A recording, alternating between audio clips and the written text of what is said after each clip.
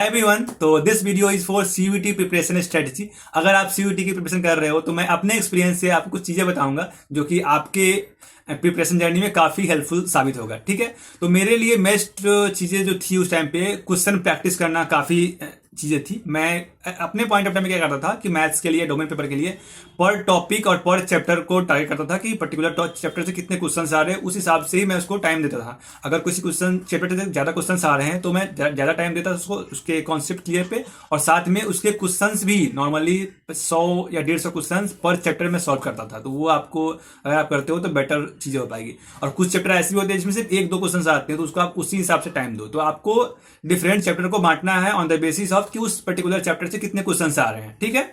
Second होता है कि टाइम मैनेजमेंट। बहुत सारे बच्चे से गलती करते हैं कि इंग्लिश में या हिंदी, जो भी इनका लैंग्वेज होता है, मेरा तो इंग्लिश था, तो लैंग्वेज पेपर में और मैथमेटिक्स में टाइम मैनेज नहीं कर पाते। तो आपको टाइम मैनेजमेंट पे काम करना पड़ेगा।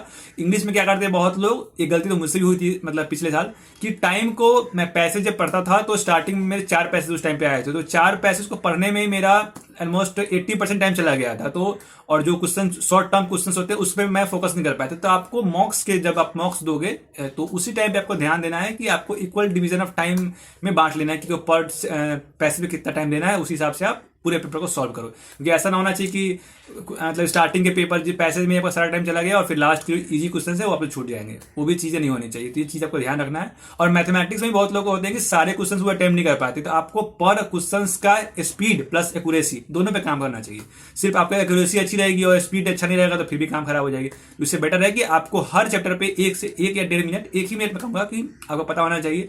और इलिमिनेशन चीज भी होना चाहिए कि आपको पता होना चाहिए कि अगर कुछ पर्टिकुलर क्वेश्चन में ज्यादा टाइम लग रहा है तो आपको उस क्वेश्चन को छोड़ना है, क्योंकि हर क्वेश्चन सॉल्व करने का नहीं होता है। अगर 50 में से अगर आप 45 या 46 भी अगर आप अच्छे से अटेम्प्ट कर लेते हो विथ अच्छी एक्यूरेसी, विथ 80-85% एक्यूरेसी, तो आपके अच्छे मार्क्स मिल जाएंगे। तो ये कि पहला आपको क्वेश्चंस प्रैक्टिस करने हैं इन द फॉर्म ऑफ, पहले तो आपको चैप्टर वाइज करने हैं और फिर आपको मॉक्स पे शिफ्ट हो जाने हैं। Second, time commitment. आपको पता होना चाहिए कि पर सेक्शन, पर टॉपिक कितना टाइम देना है। ये सब चीजें करके आपको प्रैक्टिस करनी है। ठीक है, ऑल द बेस्ट।